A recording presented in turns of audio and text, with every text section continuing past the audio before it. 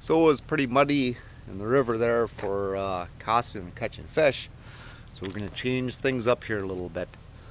I'm going to take my buddy Riel's boat. It's a nice jet boat here, Harborcraft. And we got 2 fishing nets to set. Now each one of these nets is 100 yards long. So what we'll do, we'll tie the 2 nets together, have a gang of nets, throw it in the water, and tomorrow we'll go back and check it, let it sit for 24 hours.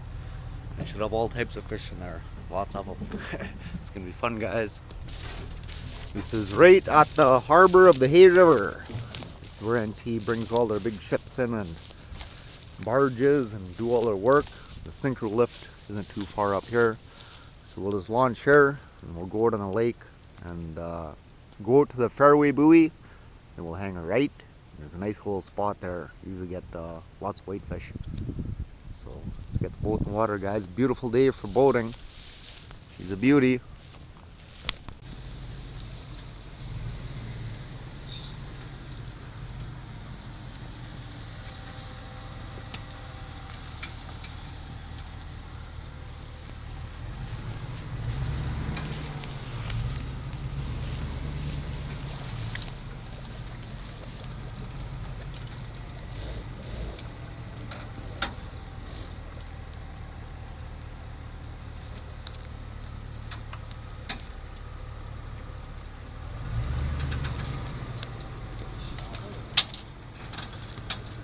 Boat ready to get going here. Now these are gill nets.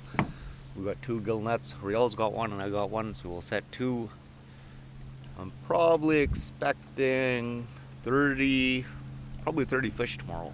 That'd be a nice pull with 2 nets. 1 net, 100-yard net, you know.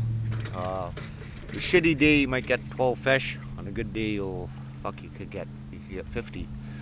But when we pull these nets tomorrow, we should have 30 fish.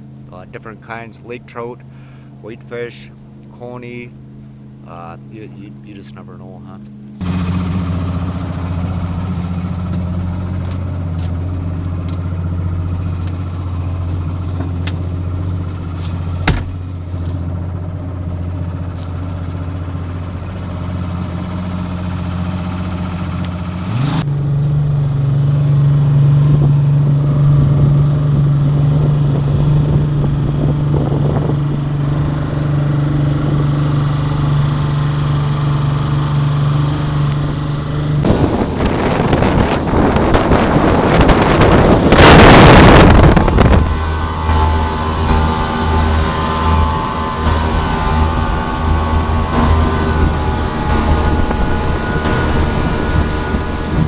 Synchro left.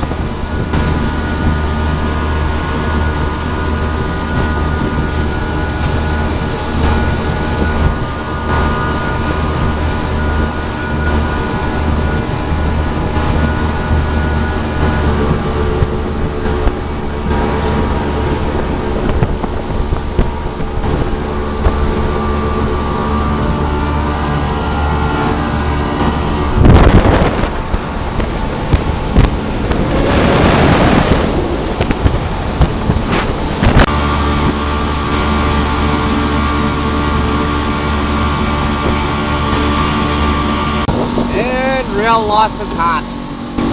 Where is it? Right there. Okay, I'll grab her.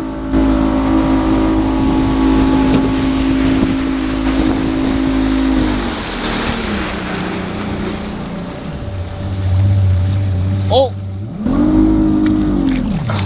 Got her. Okay, this looks like a pretty good spot to set our nets. So all we're going to do now, we're just going to check the depth. We're looking for, you know, at least 20, 24 feet of water. 30 is good too. So we'll just put our anchor down and just get a general idea of how deep it is. Then we're going to tie this net here onto the other net. That'll be 200 yards of net, and we'll drop them in. This looks like the lucky spot, Riel. I think it is. I think it is. Lots of room for the buoy.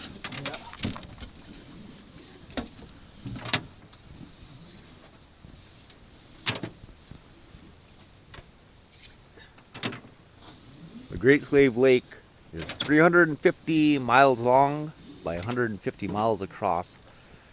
I forget how much square kilometers altogether. I think it's like 20,000 or some bloody thing like that.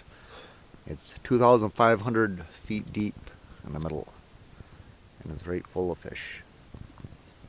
How much water we got? I don't know. It was 10 of this much.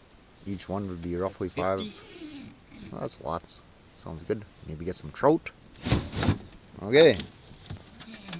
So what we do now, we tie our net onto the anchor line on here, which is also connected on our buoy. Throw our net out over the side, and another anchor on the other end. That's it.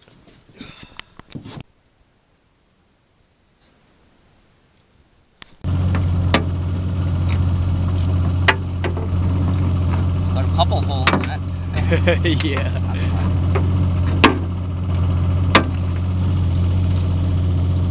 It still catches fish.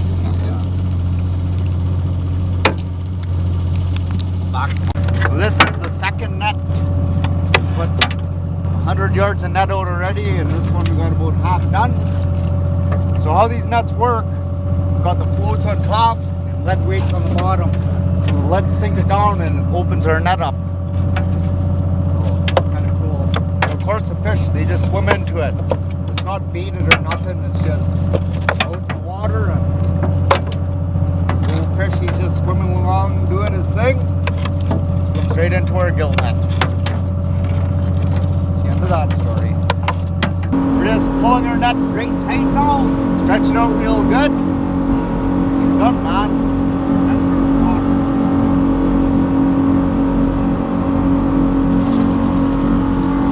Just like that.